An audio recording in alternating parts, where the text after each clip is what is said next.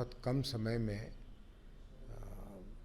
हम लोग एक काफ़ी बड़ी पॉलिटिकल पार्टी बन गए हैं। मैं अभी कई सवाल भी अब खड़े होने लगे हैं। विपक्ष की जो पार्टियां हैं या फिर सत्ता पक्ष में बैठे जो लोग हैं वो कह रहे हैं कि अचानक से उदय सिंह को कैसे जिम्मेवारी मिल गई, कैसे बिना पार्टी ज्वाइन किए, बिना कुछ किए अचानक से राष्ट्रीय अध्यक्ष का पद सौंप दिया गया, प्रशांत किशोर ने सौंपा। कभी कभी हंसी आती है, गुस्सा तो नहीं आता, लेकिन उन पे बिहार में कहते हैं माया लगता है। तो सच में माया लगता है उन लोगों के लिए। 2014 में मैं हार गया, जनता दल यू के कैंडिडेट से हार गया। लगातार मीडिया में आते हैं, लगातार इस तरह की बातें कहते हैं। क्या बीजेपी की बी टीम जनसुराज है? मैं फिर से यही पूछूंगा, हम पे क्यों समय व्यर्थ कर रहा है?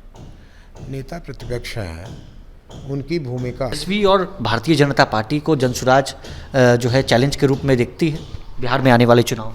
मैंने अभी तो कहा कि हम किसी को न चैलेंज देखते हैं न फ़ायदेमंद देखते हैं। हमें कोई लेना ही देना नहीं है वो है, लेकिन जो सरकारी पक्ष है उससे तो सवाल पूछे जाएंगे। कह रहे थे किस तरीके से उस सवाल को खड़ा किया गया, किस दौर से उस समय आपको गुजरना पड़ा? तो मुझे किसी दौर से नहीं गुजरना पड़ा, मुझे तो हंसी आ रही थी। मैं कब सदस्य बना नहीं बना, मुझे राष्ट्रीय अध्यक्ष क्यों बना दिया गया, उनको क्यों चिंता हो रही है? बिहार के लोगों की चिंता करें ना। सन 1946-1947 से बिहार की राजनीति में सक्रिय एक बड़ा परिवार जिसको आज बड़ी जिम्मेदारी मिली है। जी हां, हम बात कर रहे हैं बिहार में पप्पू सिंह की उर्फ उदय सिंह, जिनकी घोषणा जनसुराज के तरफ से की गई। जनसुराज के सूत्रधार प्रशांत किशोर ने बीते दिन एक बड़ी घोषणा की और राष्ट्रीय अध्यक्ष का पद उनको दिया गया। पहली बार राष्ट्रीय अध्यक्ष पद पप्पू सिंह जी को सौंपी गई है। हमारे साथ बात करने के लिए उदय सिंह उर्फ पप्पू सिंह जी खुद मौजूद हैं। तमाम चर्चा करेंगे चूंकि बिहार में इस साल विधानसभा का चुनाव है, सभी की नजर बिहार पर है। सबसे पहले तो यही सवाल रहेगा, प्रशांत किशोर ने आप पर बड़ी जिम्मेवारी जो है कहीं ना कहीं एक बड़ा फोकस भी देखकर आपको बड़ी जिम्मेदारी दी है 2025 को लेकर। कैसे इसका निर्वहन करेंगे, कैसे तैयारी करेंगे, तमाम चीज़ों को विस्तार से जानेंगे सर। लेकिन सबसे पहले कि कैसे तैयारी है, कब से मुलाकात हुई प्रशांत किशोर से, सब कुछ बताएं। बहुत बड़ी जिम्मेदारी है। अंतर सिर्फ इतना है कि ये प्रशांत जी ने ही मुझ पर ये जिम्मेदारी नहीं दी है या भरोसा नहीं किया है। जनसुराज पार्टी की बिहार की जो कोर कमेटी है, जिसके 150 सदस्य हैं, मैं तो उस बैठक में नहीं था, होना उचित भी नहीं था। लेकिन जैसा आप लोगों ने भी सुना, मैंने भी सुना कि एक मत से सभी लोगों ने मुझ पर भरोसा करने का निर्णय लिया।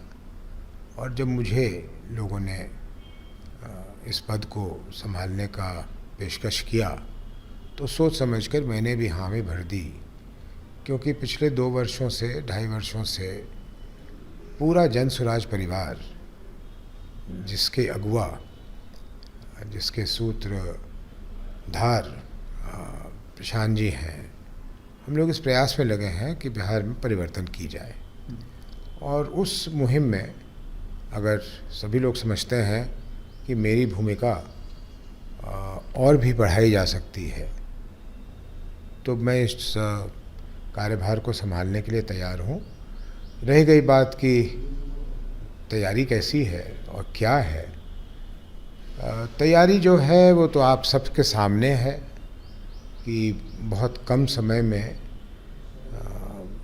हम लोग एक काफ़ी बड़ी पॉलिटिकल पार्टी बन गए हैं। मैं अभी पॉलिटिकल फोर्स का इस्तेमाल नहीं कर रहा हूँ, आगे करूँगा। हम लोग एक बड़ी पॉलिटिकल पार्टी बन गए हैं और राष्ट्रीय अध्यक्ष के जिम्मेदारी को संभालने के क्रम में हमारे प्रदेश अध्यक्ष आदरणीय मनोज भारती जी के संग मिलकर और लोगों के साथ मिलकर पार्टी के कामकाज करने के तरीके को और भी व्यवस्थित करने की बात रहेगी सामने, वो सबसे आवश्यक होगा। और जो लोग पार्टी से जुड़े हुए हैं और 24 घंटे चाहते हैं कि जनसुराज आगे बढ़े, उनमें और कैसे उनको दिशा दिखलाया जाए, उनमें ऊर्जा भरी जाए, उनको बतलाया जाए कि और प्रभावी रूप से वो काम कैसे कर सकते हैं। मेरी भूमिका यही है। लेकिन कई सवाल भी अब खड़े होने लगे हैं, विपक्ष की जो पार्टियां हैं या फिर सत्ता पक्ष में बैठे जो लोग हैं वो कह रहे हैं कि अचानक से उदय सिंह को कैसे जिम्मेवारी मिल गई, कैसे बिना पार्टी ज्वाइन किए, बिना कुछ किए अचानक से राष्ट्रीय अध्यक्ष का पद सौंप दिया गया, प्रशांत किशोर ने सौंपा। कभी कभी हंसी आती है, गुस्सा तो नहीं आता, लेकिन उन पे बिहार में कहते हैं माया लगता है। तो सच में माया लगता है उन लोगों के लिए, किस चीज़ में अपना समय गुजार रहे हैं। बिहार में समस्याओं का अथाह पड़ा हुआ है। उदय सिंह किस पार्टी के क्यों अध्यक्ष बन गए, उस पार्टी का अंदरूनी मामला है। मैंने कब पद ग्रहण किया, नहीं किया, मैं कब सदस्य बना, नहीं बना, मुझे राष्ट्रीय अध्यक्ष क्यों बना दिया गया, उनको क्यों चिंता हो रही है। बिहार के लोगों की चिंता करें ना। और इन्हीं कारणों से जनसुराज शुरू हुआ है कि लोगों को इसमें बड़ी चाहत है कि वो उसका बेटा क्या कर रहा है, वो क्या कर रहा है, वो कहाँ चला गया, वो किस पार्टी में आ गया, वो किस पार्टी से चला गया। बिहार की जनता वहीं की वहीं खड़ी रह गई पिछले 35 वर्षों में। सबसे निचले पायदान पे हर मापदंड पे थी, आज भी है। तो ऐसी अनर्गल चीज़ों में वो समय ना बर्बाद करें। उदय सिंह क्यों राष्ट्रीय अध्यक्ष बने या नहीं बने, ये आवश्यक नहीं है। बिहार की जनता के साथ क्या हो रहा है ये आवश्यक है। उस पर क्यों नहीं वो बात करते, उस पर बात करें, ज़्यादा उचित होगा। जनसुराज के सूत्रधार प्रशांत किशोर हैं। प्रशांत किशोर के साथ आपके कई पुराने किस्से भी हैं। कब मुलाकात हुई, कब चर्चा हुई, कैसे शुरुआत हुई? क्योंकि सवाल खड़े करने वाले कई सवाल खड़े कर रहे हैं, तो ज़रा उनको भी जानना बेहद ज़रूरी है कि आखिर कैसे हुआ सब कुछ, कैसे मुलाकात हुई, कैसे बात हुई। क्या अभी अभी आप नए नए आए हैं जनसुराज में? ये इस प्रश्न पूछने वालों को अगर मैं कहूँ कि मैं दिल्ली से पटना हवाई जहाज़ से जा रहा था जी, और प्रशांत किशोर जी भी उसी जहाज़ में थे और हम लोग मिलकर 1-1.5 घंटे की फ़्लाइट में सब कुछ तय कर लिया और मैंने अपने आप को राष्ट्रीय अध्यक्ष बना लिया और उन्होंने अपने आप को सूत्रधार बना लिया, तो क्या उनको शांति मिलेगी? इसकी क्यों चिंता है उनको कि मैं प्रशांत जी को कब से जानता हूँ, नहीं जानता हूँ। मैं राजनीति में हूँ, प्रशांत जी कम से कम बिहार की राजनीति में 2015 से ज़रूर हैं। तो किसी भी समझदार आदमी को ये समझना चाहिए कि कोई आदमी पूर्णिया का सांसद है, पूर्णिया में राजनीति कर रहा है। प्रशांत किशोर जी बिहार में आके सक्रिय राजनीति करने में या उस समय का गठजोड़ बनाने में योगदान कर रहे हैं, तो एक दूसरे से तो परिचय पाते होगा ही ना। तो इसमें क्या पूछने वाली बात है? बहुत दिनों से जानता हूँ उनको। 2014 में आप जो है हारने के बाद, चुनाव हारने के बाद जो है पर्दे के पीछे हम कह सकते हैं कि चले गए थे। उसकी वजह क्या थी? भारतीय जनता पार्टी से आप सांसद रहे, लंबे समय तक पूर्णिया के सांसद रहे, लोग आपको काफ़ी चाहते हैं उस क्षेत्र में जहां से आप आते हैं। उसके बाद आखिर गायब कहाँ हो गए थे उदय सिंह? कहाँ जो है नज़र नहीं आ रहे थे, हम कह सकते हैं।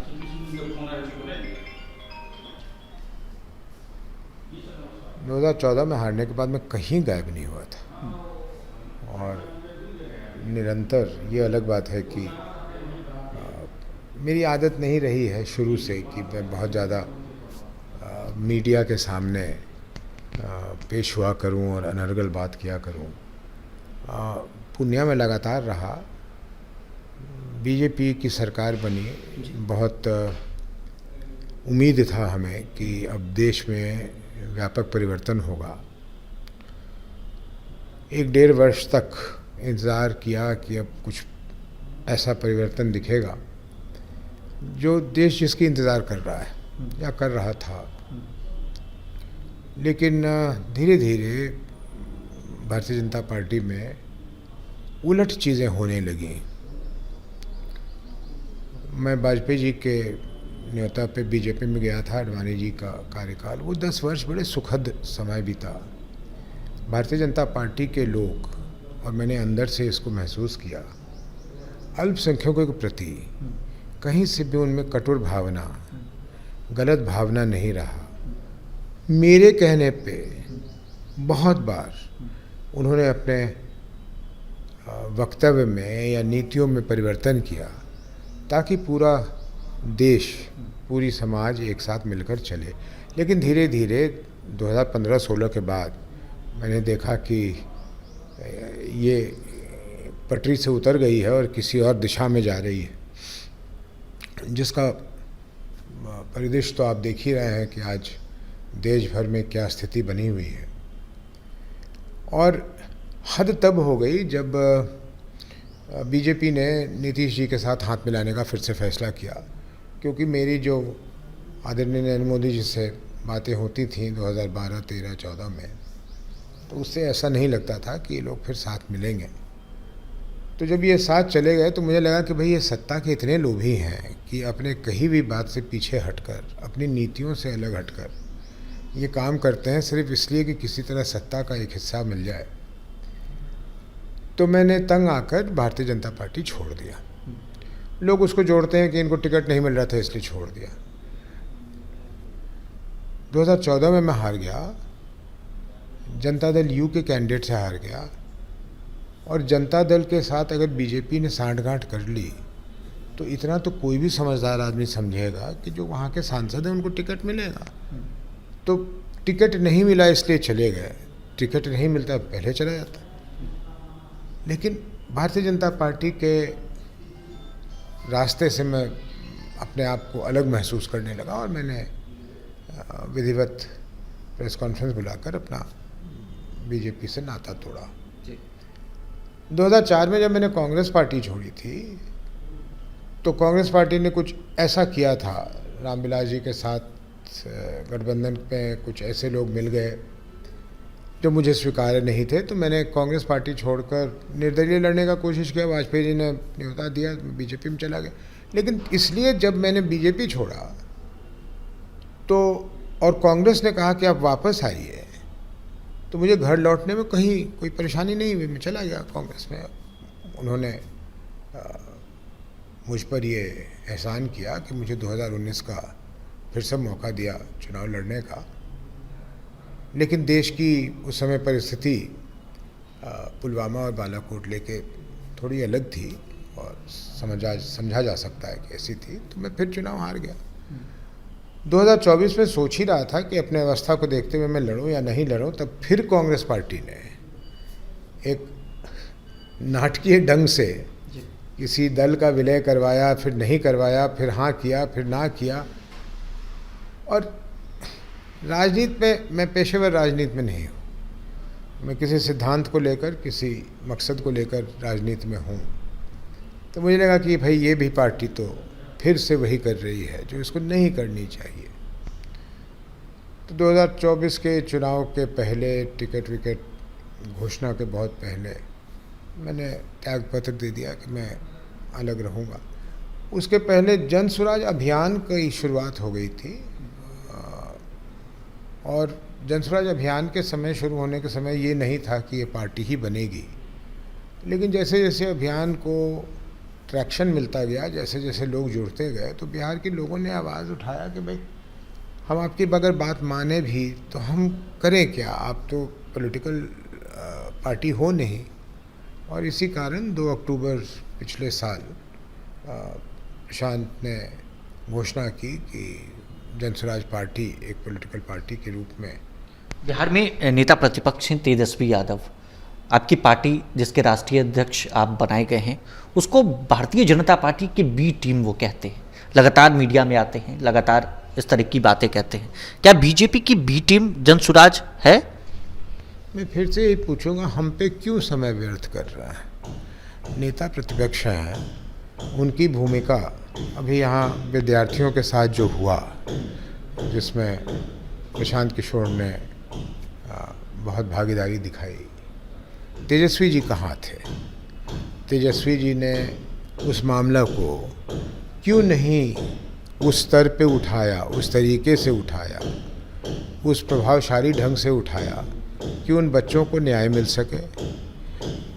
तो तेजस्वी जी हों या कोई लोग हों, हमसे क्यों घबराए हुए हैं? और मैं तो कल ही कहा, जैसे ही मैं राष्ट्रीय अध्यक्ष बना वैसे ही मैंने कहा कि हम यहाँ किसी से लड़ने नहीं आए। हम बीजेपी से लड़ने नहीं आए हैं, जेडीयू आरजेडी किसी से लड़ने नहीं आए। हम तो अपनी बात अपनी जनता तक रखने आए हैं। हाँ, वहाँ तक हमें कोई बात पहुँचाने में बाधा डालेगा तो उससे टकराहट होगी, लेकिन हम मूलतः यहाँ किसी लड़ने नहीं आए हैं। हम मूलतः यहाँ बिहार के लोगों को एक विकल्प देने आए हैं और ये फैसला करना उनका काम है कि वो किसको चुनते हैं। 2025 में कितने सीटों पर जनसुराज जो है चुनाव लड़ेगी, कैसे लोगों को टिकट देगी, इस पर कोई बातचीत? हाँ, बिल्कुल बातचीत है। हम 243 सीटों पे लड़ेंगे और सबसे अच्छे उम्मीदवारों को उतारने के प्रयास करेंगे। ये हमारा काम है, ये हमारे हाथ में है। परिणाम क्या होगा बिहार की जनता तय करेगी। लेकिन परिणाम उस वक्त भी उदय जी नजर आया जब बिहार में उपचुनाव हुआ, खाता नहीं खुला हम कह सकते हैं। काफी बुरी स्थिति जनसुराज की देखने को मिली। क्या वो स्थिति बदलेगी आपके आने से? दो नज़रिए हैं उस उपचुनाव को देखने का। एक जगह तो हम 2 नंबर पे थे इमामगंज में, एक जगह हमारे टिकट के बदलाव के कारण थोड़ी कन्फ्यूजन हुई कि वो उनका वोटर लिस्ट पे नाम नहीं था वगैरह वगैरह। लेकिन 8 दिन पुरानी पार्टी हिम्मत करके चुनाव लड़ने चले जाए और अगर आप औसत देखें तो 10% वोट लेकर हम चले आए। ये अपने आप में मैं समझता हूँ बहुत बड़ी सफलता है। रह गई बात कि आने वाले चुनाव में क्या होगा ये कहना तो मुश्किल है और अनुचित भी है। बिहार की जनता बताएगी कि क्या होगा। लेकिन बीजेपी के जनसुराज का संगठन, जनसुराज की पार्टी का आकार उस समय से लेकर अब तक में उसमें बहुत परिवर्तन हो गया है। इसलिए हमारा मानना है कि आने वाले समय में विधानसभा चुनाव में हम लोग अच्छा प्रदर्शन करके दिखलाएंगे। जब प्रशांत किशोर की गिरफ्तारी हुई थी उस वक्त जब वो गांधी मैदान में बैठे थे तो एक वैनिटी वैन की चर्चा हुई, नाम आपका आया, लोग कई सवाल खड़े किए। उस वक्त भी आप जो है सामने आकर कुछ बोले, मगर वो मामला लगता है कि उठाने लायक था। मैं समझता हूँ कि इससे तुच्छ मामला बिहार के नेताओं को और मीडिया के कुछ हिस्सों को कभी नहीं उठाना चाहिए था। मुझे व्यक्तिगत रूप से शर्मिंदगी महसूस हुई। मेरे विदेशों से मेरे मित्रों ने फ़ोन करके कहा कि यार तुम बिहारी कभी सोच के आगे नहीं सोच सकते क्या? क्योंकि उस वैनिटी वैन में था क्या? एक शौचालय बना हुआ है, प्रशांत किशोर वहाँ बैठे हुए हैं। अब उनको लघु शौच के लिए भी जाना तो कहाँ जाएंगे? सरकार ने तो कोई व्यवस्था कर नहीं रखी है। इतने हज़ारों लोग के बीच में वो कहाँ जाएं? मेरी वैनिटी वैन यहीं खड़ी थी, आज भी खड़ी है, वहाँ खड़ी है सामने। प्रशांत जी यहीं रहते हैं। उन्होंने तो मुझसे भी पूछना कोई आवश्यक नहीं समझा। अपने साथ वो वैनिटी वैन ले जाके गांधी मैदान पार्क कर दिए। उसमें ना वो सोते थे, ना उसमें बैठते थे, ना उसमें बीड़ी सिगरेट पीते थे। लघु शौच के लिए जाते थे, आते थे। तो हंसी आ रही थी जब तक मेरे दोस्तों ने विदेशों से फ़ोन करके मुझे शर्मिंदगी नहीं महसूस करवाई कि साहब तुम बिहारी जो हो कभी सोच के आगे सोचोगे कि नहीं। क्योंकि उस वैनिटी वैन में एक सोच था। जो गांधी मैदान में वो वैन खड़ी कर दी गई थी, प्रशांत किशोर बैठे थे धरना पे, रातों दिन वहीं रहते थे, हज़ारों लोग उनके साथ थे। तो लघु शौच के लिए वो वैन का इस्तेमाल करते थे। मुझे नहीं समझ में आया कि बिहार के पत्रकारों को उस वैनिटी वैन में क्यों आकर्षित इतना उनको लगा कि ये बहुत बड़ी चीज़ है। और यहाँ के नेताओं ने भी बहुत उस पर समय गुजारा कि ये हमने पता लगा लिया है कि ये उदय सिंह की कंपनी का है। फिर मुझसे ही पूछ लिया होता, इसमें पता लगा नहीं क्या बात थी। कोई गलत चीज़, कोई गलत बात। और हुआ क्या? वही तंग करने का जो इनका रवैया है। उस वैन को इम्पाउंड कर लिया। नतीजा क्या हुआ? कोर्ट से छूट के आ गई, वैन खड़ी है यहाँ। फिर प्रशांत को चाहिए होगा, फिर ले जाएंगे वो। इसमें क्या मतलब प्रश्न क्या उठा? मेरे तो समझ ही नहीं आया। मैं अभी तक नहीं समझ पाया हूँ कि वो वैनिटी वैन में क्या दिख गया उनको कि वो इस तरह से विचलित से हो गए कि अब प्रशांत किशोर को बिल्कुल ख़त्म कर देते हैं और जनसुराज को ख़त्म कर देते हैं क्योंकि हमें एक वैन मिल गया है। क्या मानसिकता है भाई? एक अंतिम सवाल और इस इंटरव्यू को समाप्त करेंगे और बेहद अहम सवाल है, जनसुराज को फंडिंग आखिर कहाँ से हो रहा है? इसको लेकर कई तरह की बातें आती है। कोई कहता है अमेरिका से पैसा आ रहा है, कोई कहता है बिहार के बड़े बड़े उद्योगपति जनसुराज में पैसा लगा रहे हैं। क्या है जनसुराज की फंडिंग अगर अमेरिका और इंग्लैंड से आता तो वो तो बैंक के थ्रू आता और उस पर मुमानियत है,